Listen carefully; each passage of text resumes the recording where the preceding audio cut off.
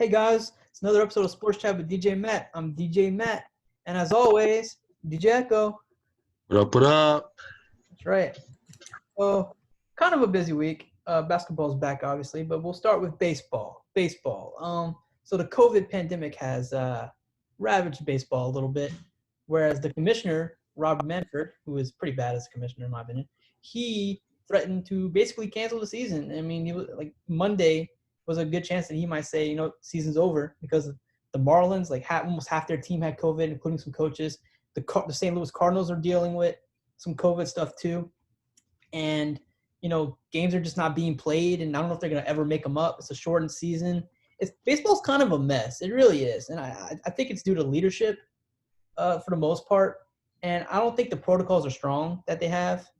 Like in-game protocols are fine, but like out of the games, it's not strong enough. And he's blaming the players, like they need to be better, which is true, they do. But like I just feel like the protocols they have in place, I don't even know what the protocols are. That's how bad it is. I don't know what are they even supposed to be doing anyway, because no one has said. So what's your take on all that? Yeah, I've been, from what I've been hearing, it's like this isn't good for baseball. This isn't good for football. I think it does suck with the whole games, with the shortened season, and then now, like you said, we don't know if these games that aren't being played, games with the Marlins. I think it's like almost their whole coaching staff, if I'm not mistaken, that pretty much tested for COVID, something like that. Yeah, something like that. It was mostly players and coaches. I think it was like 2 or 3 coaches that got it. But it was mostly the players that got it. Like out of like 30 something players, like 18 or like 15, 16 had it. Which is like half their lineup almost. Yeah, and the problem is like with the virus, it can take 2 to 14 days. So, like, you have no idea who could have caught it from them, if other teams have caught it. So, I mean, honestly, and Cardinals, some people could. So, I mean, at this point, it could fall apart at any point. Yeah, it really can. Because it's not just affecting the Marlins or the Cardinals. It's affecting the teams they're playing against. Like the Yankees then play some games. I think the Orioles then play some games. It's like the other teams are missing out on opportunities to rack up wins and get a good winning percentage to get into the playoffs. So it's really not a good sign for football, because I mean baseball is a shortened season. Like I said, football is going 6 months, potentially 4 or 5, 6 months. Exactly. Football's got to go, and we could actually, this is a good time to bring up that plan. I think this fits well with the conversation, because so yesterday, John Breach, which I don't really know, I've heard of John Breach. I don't know exactly who he is exactly, but he proposed a plan for the NFL to kind of do like bubbles and stuff, which is really cool.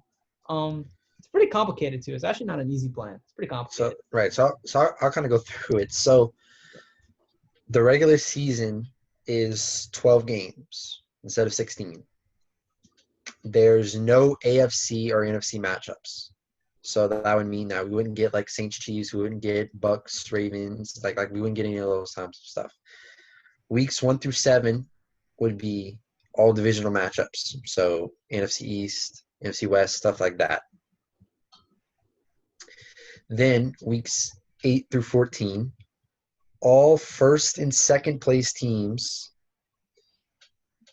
from 2019 play all other first and second place teams in their conference.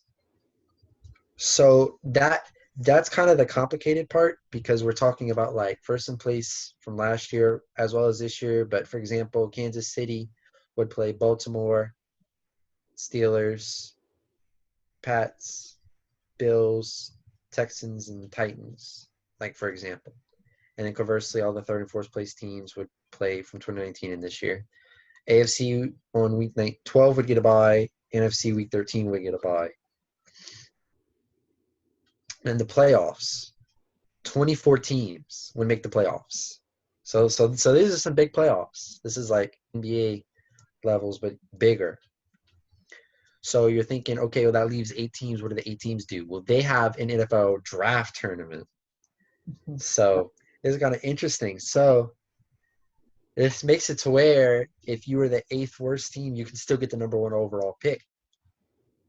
So this round would take place in week 15. So the first round of the draft tournament would start in week 15. the playoff teams would get a break for the week. Then week 16, the divisional winners get a bye, and then the remaining 8 teams in each conference play each other. The top 3 seeds in each conference get to pick their opponent next round. That's interesting. Which is kind of interesting. I think that one wouldn't necessarily fly. I think that one would have to be seeded because then like you would just like. So I think that would have to get scratched. But so far, I'm liking what I'm hearing. It's kind of complicated, but then playoffs week 17. This is stuff that you would get in a weekend. You get 4 AFC playoff games on Saturday, 4 NFC playoff games on Sunday. And then on Monday, you get the NFL draft tournament semifinals, which would be a double header. So that's a lot of football for one weekend, which sounds pretty good. And this is the remaining schedule. Week 18, you have the divisional rounds. Week 19, you have the NFL draft tournament final. The winner of that getting the number 1 overall pick. Week 20, AFC and NFC championship games. And then February 7th, Super Bowl 55. Yeah, I look. Listen, it's pretty complicated, and it's kind of too late for the NFL to implement all this, I think. But this is what I was saying last week. I was like, the NFL, I think, should do bubbles because like their schedules are not regionalized like the MLBs are. And the MLBs already having a problem with their COVID situation, and they're regionalized. Like teams are not flying all the way across country. The NFL, it's the opposite. So I think it's going to be even worse for the NFL when it actually starts. But I think the NFL protocols will be better than the MLBs. But still, I think there's a big risk of doing this. I don't know. They should at least shorten the season. I'm so on the fence of whether I'm optimistic about it or not. I think it's going to get started on time, but I don't know if it's going to finish. And that's what I'm worried about is them not finishing. Well, and this is my thing. I think that something's going to have to be adjusted because you really don't want these players flying across the country. If you can handle that. So almost what you could do is you can make 4 divisions. So like instead of it just being, I think you had proposed this. You combine the NFC and the AFC South. Yeah. And that's one division. You have the South Division, the North Division, East Division, the West Division. So I think that would be something smart to do as well. Then you just do like I guess 8. Well, it'd be hard to say 8 games, but it's like the problem is they already have the schedule. Like they've already put out the schedule for this year, so they would have to. It's too late now to do any of this.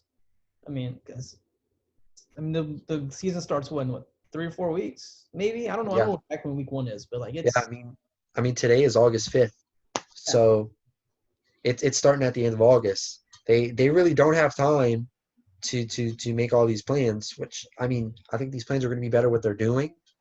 And you got to think already. There's been a lot of players opting out. Yeah. And whether it be some people because of COVID, some of the people it's for other reasons, children being born, that's one. But this is not looking too good for football. It's gonna be interesting. It's gonna be really interesting. And it's also interesting because I mean like players like Tom Brady, Phillip Rivers, Nick Foles, Joe Burrow, it's like these teams they don't have necessarily a training camp or an offseason to really learn the offense. So we don't even know what teams are going to really look like either. Like, so I think this season is really up in the air in terms of who are really the good teams. Like, we have an idea of who the good teams are, but like, I feel like it's anybody's season in a weird way. I feel like there's so much uncertainty, and without fans in the stands, like the Saints is a big thing. The reason why they're really good at home is because of the fans. Without the fans, what are they going to be like? You know what I mean? It's going to be interesting to see. Yeah, but on top of that, it's also like we're used to playing indoors. So, I mean, we're still going to have that element of playing inside. But, yeah, the fans will definitely be a problem. Oh, side note, I was just watching a Colts press conference with Phillip Rivers, and one of the reporters actually asked Phillip Rivers, he was like, I know if you experienced a lot of games without fans, and so how do you think this season's going to be like without fans this year? I was like, damn, reporter, you're just going to bash LA like that? Damn. That's the Chargers. The Chargers. Yeah, it was kind of funny. I was like, damn, that reporter. He was like, I don't want it to come off as like a smart aleck question, but I gotta ask you, like, how do you like? Obviously, you're a pro with playing without fans, so how do you? No how do chill, no chill. I was like, damn, dude, too soon maybe. So yeah, so football is, I think, is gonna be an interesting. Question mark. Big old question mark. And baseball, I think, is still, although they're still playing games in baseball. I think it's. I wouldn't be surprised if they do shut down at some point, because I don't know if it's gonna get worse or not. Yeah. So let's put in some basketball. So the Pelicans have now played 3 games so far in the bubble, and I'm not worried. I'm really not, because everyone's overreacting to the 2 losses, which I figured they were gonna lose anyway. I mean, I kind of figured that into my calculations. Now they should have won in Utah. That game they had the chance to win. Yeah. They just didn't play good down the stretch. The LA game, yeah, they lost in a bad way. I thought they'd be a little bit more competitive in that game, but I figured they were going to lose that game anyway. So they're starting off the way I thought they would, you know, and everyone's complaining that Zion's not getting the minutes. Why are you going to play him in a game that they're getting blown out by? And why would you, like, the first game back in the bubble, why would you play him that much? Like, I understand what they're doing, and I'm okay with it. As long as now they're starting to ramp it up, especially the Memphis game Monday, they ramped it up. If they keep doing that, Right. you got a great shot. And you know who else is having a bad bubble right now? Memphis. Jaren Jackson Jr. out for the season now. He was the one that was really kind of torching us down the stretch in that game too. So Memphis might lose all their games in the bubble, man. Yeah, at this point with him out, because the big thing with Memphis was the 1-2 punch of Ja and Jaren. That was Memphis. And one half of that is gone. And as good of a player as Ja is and will be, somebody else is going to be in the playoffs. I don't see Memphis in the playoffs now. Started, I said Memphis is not holding on to the A spot. I said there's going to be a play-in. There's going to be a play-in. They're not going to avoid that. But I don't think Memphis is going to end up in that A spot when it's in. And look, right now, I'm going to give you an update on scores.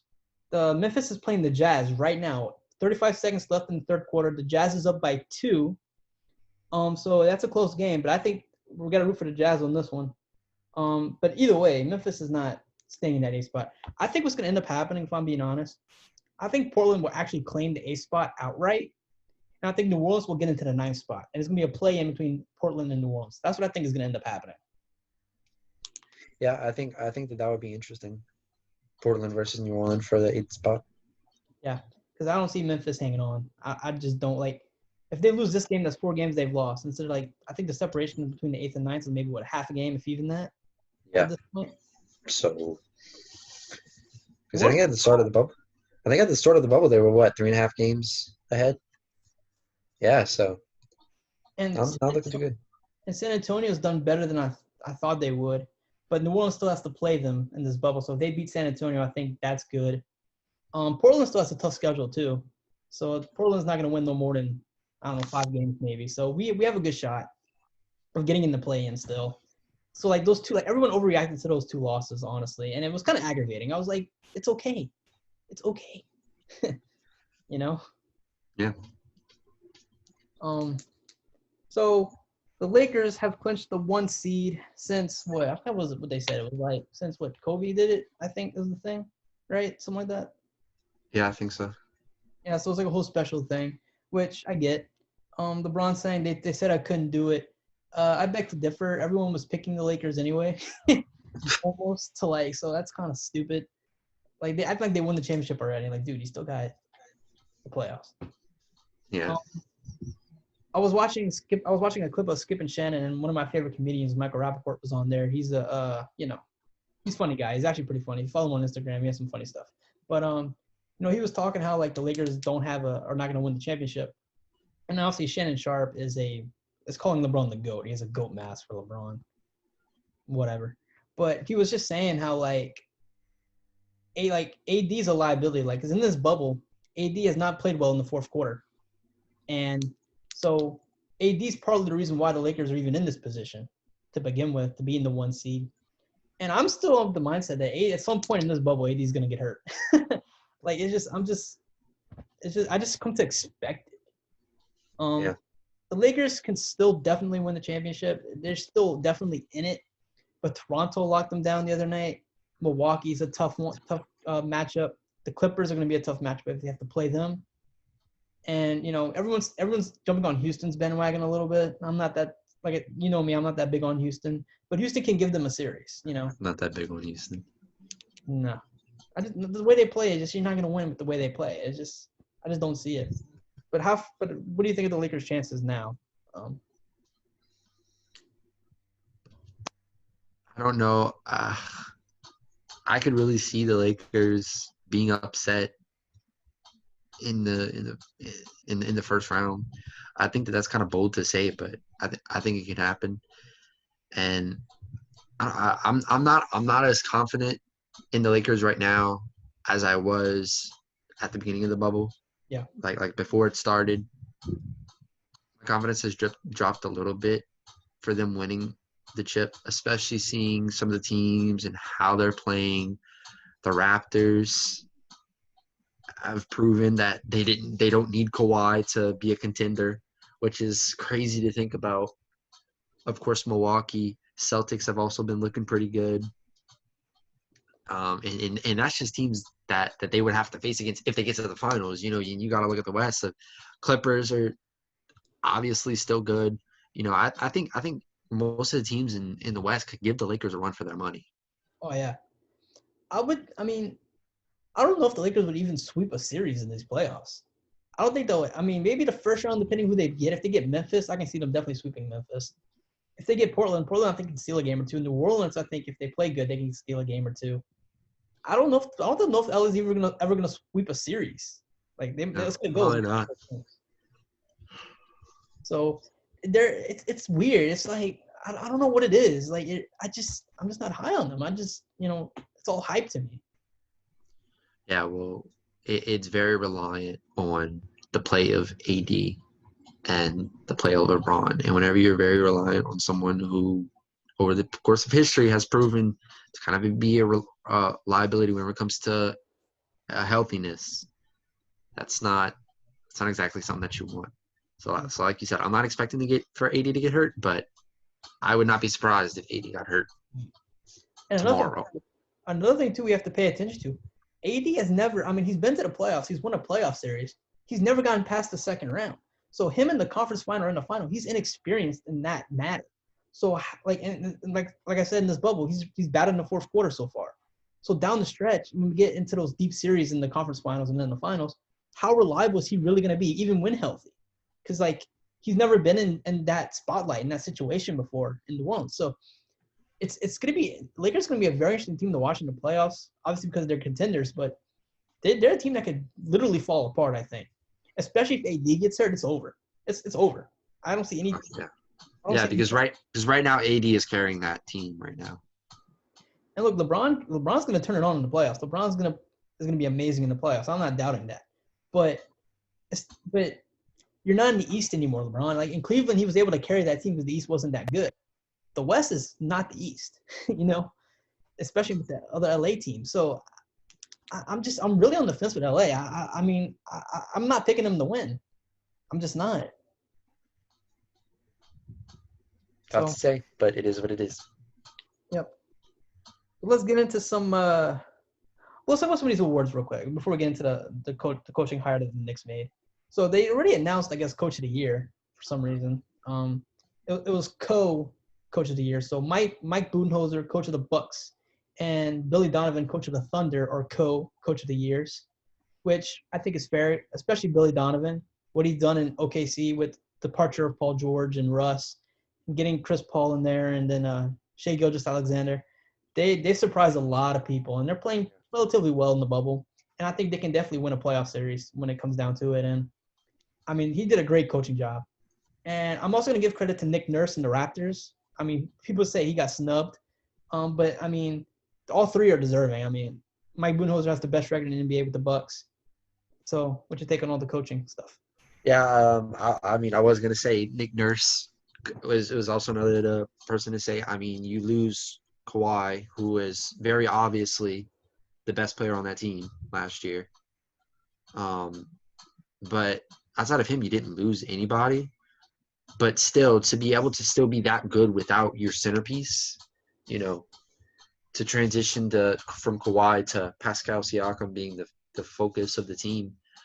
That's got a lot to do with coaching as well. But yeah, I think the two coaches, if anything, I was gonna say the coach in OKC probably deserved it the most because of I think he had the most loss with Russ and then Paul George, and then really everybody was like, oh, you're gonna play with those draft picks, and they're playing with those draft picks, Yeah. So And there was talk in the beginning of the season that they were going to look to trade Chris Paul. But I think once they started winning some games, they were like, we're actually doing pretty good. Why would we kind of ruin that with a trade right now? Like, let's let Chris Paul finish it out. Let's see what we can do. And I think it was a smart decision not to trade Chris Paul because, I mean, he's definitely the leader of that team. And I'm been a Thunder fan for a while now. Since the James Harden, Russ, and KD days, I've been a fan of the Thunder, and I still am a fan of the Thunder. And just watch. I'm very impressed with that team. They're the most surprising team in this league and the most impressive team, considering what they've had to go through, especially in the offseason. Agreed. And so the other award I want to get into, because it's a big debate right now, the most improved player. And it's basically a race between Brandon Ingram and Bam Adebayo. And here's what I'm saying. If you can have co-coach of the years, why can't you have co-most improved players? Because, I mean, I feel like they made the same type of jump. I feel like they're both first-time All-Stars this year. They both are very integral to their teams. It was very parallel in terms of the jumps they made this year. So why can't they both be most improved player? Yeah, I think they could. For me personally, I would go with Brandon Ingram, not because I'm a Pelicans fan, but because whenever I look at it, I think when Zion wasn't in for that stretch, and at that time it was very obviously Ingram's team. Like he was playing the ISO ball. He was the guy that was making the shots. He was the guy scoring the points. And while Bam was doing his things, and he definitely improved, I think that Brandon Ingram took the team whenever Zion wasn't there, and he was like, "This is my team right now." And for me, that would cause me to give it to Brandon Ingram, give him the nod over Bam. But as you said, both guys are deserving. And if they did a I would not. Yeah, I would not disagree. I want him to be co. Because I mean, I'm a huge Chiefs fan as well, and I love Bam Adebayo, and I think he's just going to keep getting better, like Bi. Like they're going to keep getting better, and I feel like it's fair to give him the most improved player. Because I mean, I just don't see one having a better jump than the other. They both kind of made the same jump. It's kind of hard to say which one was better. You can't really go wrong, honestly. Right. So I just say give it to both of them. I mean, more than deserving. And the point I want to make as well is, I mean, I know the Lakers are win now mode and all that stuff. The Lakers didn't know what they had, man. They really didn't. With Bi and Lonzo and Josh Hart, they didn't know what they had. If they would have took time to develop Lonzo, develop Bi, and not always be win now mode, I think they might even be better now than they were with AD. And the problem is that you had LeBron, and you didn't know how long you were going to have LeBron for. So I understand why they did it, because it's like, okay, instead of having LeBron and having Lonzo, having Brandon Ingram, having Josh Hart, and we don't know how these guys are going to do, even though they've proven to be better than what people initially thought, get AD in there, because you know that AD is going to be a good player. Then you can build pieces around those two. Because I remember at the time, it was just AD, LeBron, and Kyle Kuzma on the roster. Like there was a time that it was just three players on the Lakers roster. So I think at the end of the day, we won the trade. Oh yeah. But it still makes sense to me why the Lakers made that trade. It's not like, oh, you did a dumb deal. Like whoever traded away T.J. Warren for cash, was it Phoenix that traded away T.J. Warren for? Yeah, Phoenix. For cash considerations, and now T.J. Warren is like going off in the bubble. 2 points a night. So I mean, they still got something in return. It's not like they're giving up this large haul and they got like a first round draft. It's like they're still getting a good player at AD. Now, if he's going to stay with them, that's a different story. But I hope he doesn't. That'd be so funny. No, but like the point I'm trying to make is like I totally agree with what you're saying, and I'm not saying it wasn't a bad. Like the Lakers got a good return for what they traded. Like I mean, AD is great. But what I'm saying is they would have taken time, especially last season, to fix Lonzo Ball's jump shot. It took an offseason to fix Lonzo Ball's jump shot. That's all it took, literally. And if they would have just taken more time, more effort, instead of just trying to win immediately, if they would have just slowed down a little bit, took time to develop some of these guys, they could have maybe have seen what they had. You know what I mean? I know, but what I'm saying is that once you interjected LeBron into that, and last year they didn't do so hot, didn't even make the playoffs. At that point, you have to look at it. If you're going – see, the problem is that we're going off of it, seeing what Lonzo became, what Brandon Ingram became, what Josh Hart became, not what they were. If we were looking at this through lenses of what they were at the time, with what they were working with, they had just come off a year where they didn't even make the playoffs. Now, of course, LeBron was injured for some of the season, but still, they didn't go to the playoffs. So – as a Lakers fan, you would think, okay, well, would I rather have three players who they really need skill to, or would I rather have AD? At that point, you say, I'd rather have AD. So, yes, of course, hindsight is 20/20. Of course, looking back on it, yeah, I'm sure they would rather keep the players than have AD. But you can't do those things, unfortunately. Yeah, I totally hear what you're saying. I'm not disagreeing with what you're saying. I just wish the Lakers would have appreciated more, I think, of what they could have had. I think if I'm serious, I feel like because Lonzo wasn't popping in his first 2 years in the league, they just said, all right, well, Lonzo's gonna be nothing. We can just trade him off. That's what it came off to me.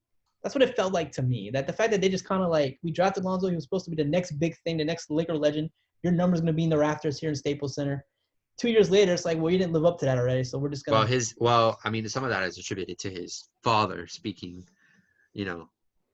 Yeah, but all the time about Lonzo, but yeah, that's true. That didn't help either. But yeah, like Magic Johnson telling you your number's gonna be in the rafters here. I mean, like, yeah. I feel like they just gave up on him too quickly. That's what I feel like. That's just my opinion. I don't know. But anyway, so you want to talk about the Oh wait, real quick. So we're not gonna talk about this too quickly because the Knicks are trash. But We don't want to waste time. yeah. So Tom Thibodeau, who used to be the coach of the Bulls when they had Derrick Rose and Jimmy Butler and Joakim Noah, he went on to coach Minnesota. I don't think Jimmy Butler was in Minnesota with Tom Thibodeau was there. I don't remember. I don't think so. But he was in Minnesota coaching Karl Anthony Towns, and then he's been out of the league for a little bit. And now he's coaching the Knicks. He's saying the Knicks is his dream job. I don't know why. It doesn't matter who's the coach of the Knicks. They are going to suck because of their owner and their bad roster. Sorry, RJ. I feel bad for Tom Thibodeau. I really do. I know he's happy about it, but don't be. It's going to last 5 months, and he's going to be out of there. No, and no fault of his own, by the way, because they fired David Fizdale. He didn't deserve to be fired. The team they put around David Fizdale, the coach, was horrible. So, I mean, R.I.P. Tom Thibodeau. Yeah. That's all the time that we're giving the Knicks. No more time can you give it to the Knicks. 17. All right, so you wanted to bring up the ratings. I don't know if any of you guys have noticed, but the ratings for the NBA bubble, MLB, kind of taking a downward spiral. Now they're let me see if I can pull up my article that I got out for this, please. So for example, the Pelicans Jazz garnered 2.1 million viewers. That's roughly 400,000 fewer viewers than the average audience of a TNT game in the 2011-2012 lockout season. The Lakers-Clippers matchup did better, but it had 3.3 million viewers, and I think the opener had something like around closer to 5 million for the season opener this year. Don't quote me on that one. This isn't in the article.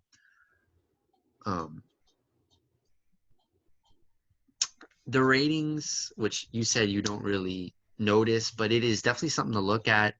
And while there are a couple things to attribute it to, there's only one thing that I can think of. And regardless of what you think about what they are doing in protesting the national anthem and taking a knee for the national anthem, regardless of what side of the aisle you stand on that, you do have to agree that the people who disagree with it are definitely making their voices known by not tuning in.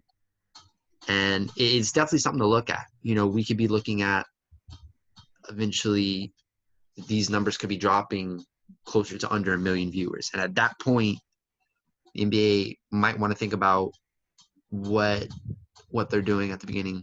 But of course, once the playoff starts, once the final starts, those numbers are going to shoot back up. Because me personally, I have yet to watch a basketball game. I know you've watched probably the Pelican games. I have yet to watch them, mainly because I don't have time to watch them. But it's also been a decision that I made not to watch them. But I know once the finals comes, I'll probably end up watching them because it's the finals. It's just me. It's just something to think about. Regardless of how you feel about it, we over here just like to report what's going on in the sports world, and it's definitely something that's going on right now. Yeah. So a point I want to bring up is I think it's going to hurt the NFL more. The NFL is going to – obviously, the players in the NFL, whenever their season starts, they're going to be doing kind of the same thing the NBA is doing. And I think more so the NFL ratings will drop a lot more than the basketball ratings, in my opinion, or the baseball ratings. That's just my opinion. Like, 'cause that's where it all started from, kind of. And like you said, however you feel about it, people are gonna want to see that, or And I think the NFL is gonna be the ones that are gonna hurt the most, especially not having fans, a lot of fans in their stands, if any at all. I think they're gonna take not only a ratings plunge, but also a money wise. I think they're gonna maybe lose some money. Yeah, and I mean they're even taking it a step further. They're playing what they're dubbing now the Black National Anthem for the first week. As well as the national anthem. And something else that goes along with this, I don't know if you saw, but Jonathan Isaac, his jersey sales have only been rivaled by LeBron James since the bubble started. Yeah. And if you don't know, Jonathan Isaac actually was the only person to stand up. There was at the game, I forget who the Magic was playing, but at the game. Real quick, I think Myers Leonard also stand. I don't know. I think that's his name. He stood, but he did wear the Black Lives Matters T-shirt. Jonathan Isaac, however, did not wear the T-shirt. He only had his jersey. So he stood. He did not have his jersey. He gave reasoning as to why. And again, regardless of how you feel about the movement, I think what he says definitely has some credence to it. But anyway. And he also scored ACL too. He's out for the season. Yeah, which does suck. He's a good player, and that sucks. I hate that happened to him. And, it's a complicated issue, and I feel like there's no wrong answer and there's no right answer. I feel like it's really just how you feel, and it's not like if you stand, it's not you're not. I feel like if you stand, you shouldn't be labeled as a racist. But exactly. But like I have no problem if you want to kneel, and I have no problem if you want to stand. Just know that me personally, I'm not going to watch if you kneel, but I don't think that there's anything wrong with you. But I don't think that we should be crucifying people if they decided that they want to stand for the national anthem. It's like, hey, I mean that's what most people do anyway. Yeah, I mean, it's a really complicated issue, and I mean, it doesn't bother me if people kneel. I don't really care about that. I really don't pay attention to it. It doesn't bother me. I understand what they're trying to say, and I get it. And it is sometimes powerful. Sometimes it could be seen as that way. And I'm all for Black Lives Matter. I'm all for, equality and all that stuff. It's a shame that, we're still having this conversation, now because, of our long history with it. It's a shame that this is still an issue. But, I'm really indifferent with it. It doesn't bother me that people kneel. It doesn't bother me that they stand. I'm just kind of, however you feel you want to carry your message, do it. You know what I mean? It's your message. Do what you want with it. That's the way I feel. So we're gonna switch gears, I think, into some football now. Derek Carr talked yesterday, I believe, and he was saying how he's tired of being disrespected, and that he wants to prove to the organization as well as the fans and the NFL in general that he's a franchise caliber quarterback. And Derek Carr is interesting because he had that really good season 3 years ago, I think. And I really do like Derek Carr a lot. I think he is a good quarterback. It's just I feel like he hasn't always had the best weapons to work with. And then obviously John Gruden and Mike Mayock went in there and kind of traded away Khalil Mack and Amari Cooper's gone. They're kind of was in a small rebuild. So I don't blame the Raiders' woes on Derek Carr. I blame it on John Gruden and Mike Mayock just wanting change in the organization. And then bringing in Marcus Mariota this offseason to kind of rifle Derek Carr. It's like if Derek Carr really does start to slip, which I don't think he will to a degree where they have to take him out, but Marcus Mariota is there in the quarterback rooms to take over in case they seem fit. So yeah, Derek Carr should have a chip on his shoulder, and I think he'll play really well this year. I really do. And he played well last year too. He didn't have a bad season last year. He really didn't. Yeah, I think he'll do good. The only problem is he's suffering from playing in a division with the Kansas City Chiefs. Much like if over the past, I don't know, like 20 years, if you were a good player on the Bills, on the Jets, on the Dolphins, it's like that's great, but you play in a division with the Patriots. And unfortunately for Derek Carr, that's going to be something that he's going to suffer from for as long as he's on the Raiders, pretty much. Yeah, for the next 10, 12 years. I mean, it sucks. It is what it is. But I mean, honestly, like in divisions where it's like the NFC West, for example, where all the teams are very competitive with each other. You know, like you can think of somebody who's going to win, but at the same time, it's like, okay, well, if you think the 49ers are going to win, someone might think that the Seahawks are going to win, or maybe the Rams are going to turn it around this year, or maybe the Cardinals will surprise a lot of people. You know, you don't know with a division like that. So it's good to keep up with all of those. But like for a division like the AFC West, it's like, I wonder who's going to win the division. For those kinds of divisions, it's like there's no point in keeping up with it. Like the NFC South, for that stretch that every single year there was a different division winner. There was reason to keep up with the NFC South. But for these divisions, like I don't know, let me think. The AFC East, where it was the same team every single year winning. At that point, there's no point in sitting down watching these games and be like, maybe. I mean, the Bills were competitive in the last couple of years, but Patriots still took the title. So, Derek, I agree. Derek Carr, I think, is a good franchise level quarterback. He's nothing special, but he's definitely not bad. I'd put him a little bit above average, though. I wouldn't put him as average. I'd put him a little bit above average. And I think I think he's right to have a chip on his shoulder, you know, because the Raiders have not been a great team over the past couple of years. But again, losing Khalil Mack, losing Amari Cooper, the best wide receiver on the Cowboys. Khalil Mack, arguably the best defensive player in the league. Of course, most people say Aaron Donald, but there's an argument to be made for Khalil Mack. Yeah. But so, harkening to our quarterback rankings that we did a couple weeks ago, we have Derek Carr as the 21st best quarterback in the NFL for this upcoming season. But which is I guess it's kind of low, but that's pretty much where he should be. But like I said, really from 22 on up, quarterbacks that I think are good and are franchise quarterbacks. Like Derek Carr is average at worst, if I would say. Like he's gonna win you some games, but he's not gonna wow you. Like he's not like a flashy quarterback. He's not like Mahomes or Lamar Jackson where he's gonna make these amazing throws and runs and stuff. He's just gonna he gets in there and gets the job done. He's just that type of quarterback. And I kind of like a Teddy Bridgewater. Yeah, I kind of admire those type of quarterbacks because that's kind of like the old-fashioned way. Like, cause you look at the old-fashioned quarterbacks, like they're not really that flashy. They're kind of just in there making the throws, making the plays you need to make. And like I said, I think the way the organization was operating and getting rid of some of these players, I think also hindered him and his success. So I don't blame the Raiders losing all on Derek Carr. It's the way the team was kind of, like I said, in a small rebuild. And I think this year, obviously, the Chiefs are going to win that division. There's no doubt in my mind about that. But there's a chance the Raiders could potentially maybe squeeze into a wild card spot. They might be a playoff caliber team. It's possible, but honestly, right now, I would give the Broncos a shot at the wild card before I would give the Raiders a shot at the wild card. That's just me.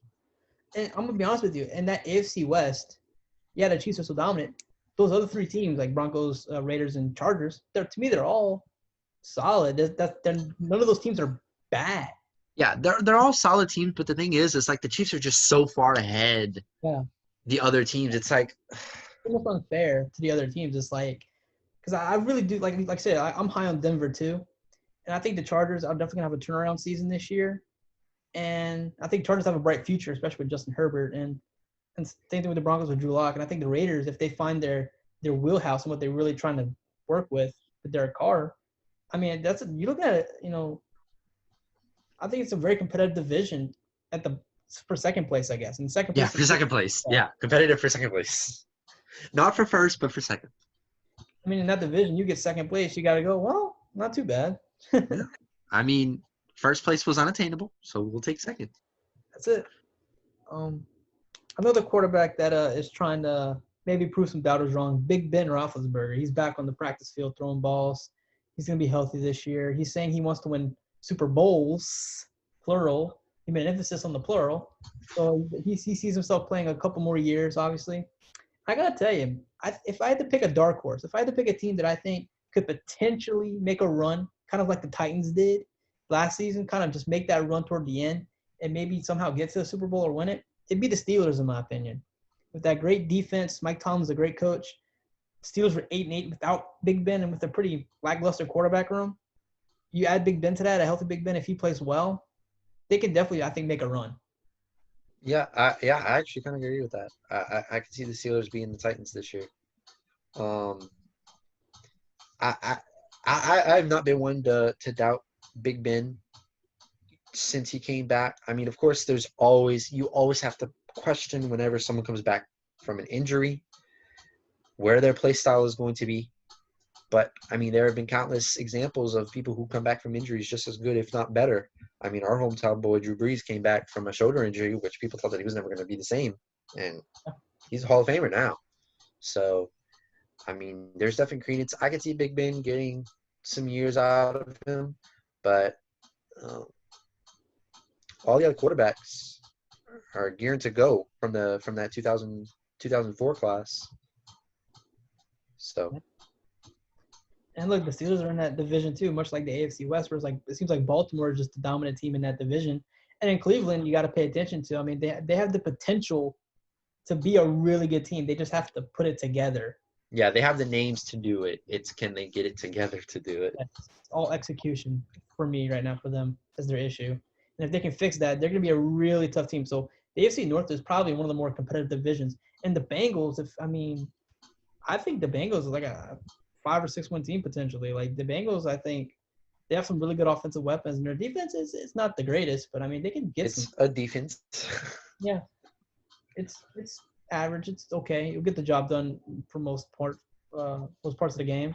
So it's a very competitive division. But I think the Steelers, having a veteran like Big Ben, having a veteran coach like Mike Tomlin, having that defense, I really do think the Steelers could definitely make a big run. Not just this year, but the next couple of years. How long, as long as Big Ben stays healthy and stays elite. I think he's elite. Yeah. I really do. Do you have like any other dark horse teams you think could maybe make a run other than the Steelers?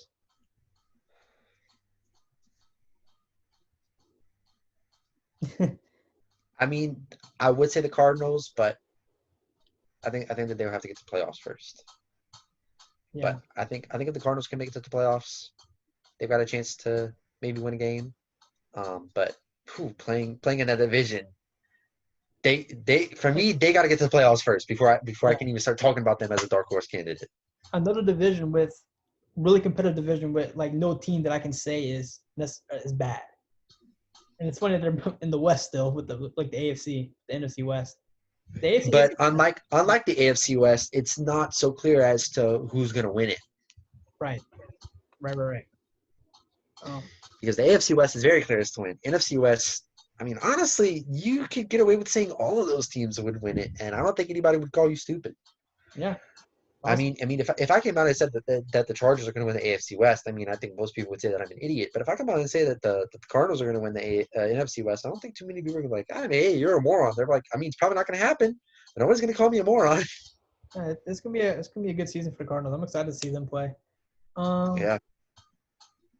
You know what? We're gonna nix the college football story because I just remembered a story that I've totally forgot about because this just happened yesterday, I think, or 2 days ago. AB Antonio Brown is not officially when he gets on a team, if he gets on a team, is gonna have to serve an 8-game suspension before he gets to play. Well, did he retire? That's what I'm confused about. He last week was like, yeah, I'm gonna retire, and then now he's like trying to get on a team. because reportedly he said that he was gonna retire, but then I don't follow AB on anything, but he's still been posting like him working out and doing stuff. So I'm sure he's one of those guys that he's saying, "Hey, look, I'm retired, but if a team wants me, I'll play." But I mean, like you said, they're trying their best to make sure, like, hey, you're not pulling this stuff again. Yeah, so the two teams that have been in the deepest talks with AB would be the Seahawks and the Ravens. He did workouts with Russell Wilson. And he also did workouts with Lamar Jackson, and both were really high on him. The Seahawks are interesting because they're still in talks with Josh Gordon, potentially for a Josh Gordon return in Seattle. So in some way, Seattle could get AB and get Josh Gordon back, and you already have Tyler Lockett and DK Metcalf with Russell Wilson and Chris Carson. I mean, and you also have Greg Olsen, I believe, also in Seattle. Yeah. I mean, that offense automatically top 5 in the league. Yeah, but that's also a big iffy Yeah, it's a big offense, if. if you know what I'm saying. Because Yeah. and even if you can get Josh Gordon and AB, they have not proven to be the most reliable whenever it comes to maintaining off the field etiquette. True. Very true. So yeah, I agree. If they can handle their stuff, top 5 offense. That is a huge if they can handle their stuff though, with Yeah. Josh Gordon's drug problems and Antonio Brown's CTE problems. So And hypothetical here. Let's just say it all works out. They all get to play, and you add Jamal Adams in your secondary. Seahawks, Super Bowl, not potential. I mean, yeah, I mean Seahawks Super Bowl already had potential last year. They yeah. already had potential last year.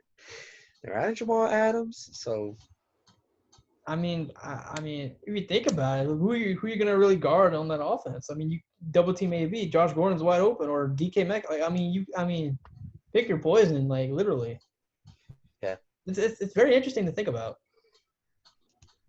But on the Ravens side, if AB went to the Ravens, Lamar Jackson, I think, doesn't get enough credit for his throwing ability. He's still developing that, but he's done pretty well so far with it. And you add a weapon like AB in there, and then you have Hollywood Brown and Mark Andrews, the tight end, who he throws to a lot. I mean, I think the passing game will open up even more next season if that were to happen, especially for the back end, because the biggest knock on Lamar, he's the reigning MVP, but he hasn't won a playoff game yet. So adding a weapon like that might tip the scales in Baltimore's favor. It could potentially help them beat the Chiefs in the potential AFC Championship game if it came down to that. So it's just something interesting to think about. So I got nothing else. I mean, I don't want to talk about college. I'm over college right now. I already talked about my stuff. So Yeah. So I think that's going to do it for this episode. Thank you guys for watching. Like, subscribe, comment. Follow us on Instagram at SportsChat with DJMatt1. Thank you, DJ Echo. You're amazing. Great work, as always. And we'll see you next week.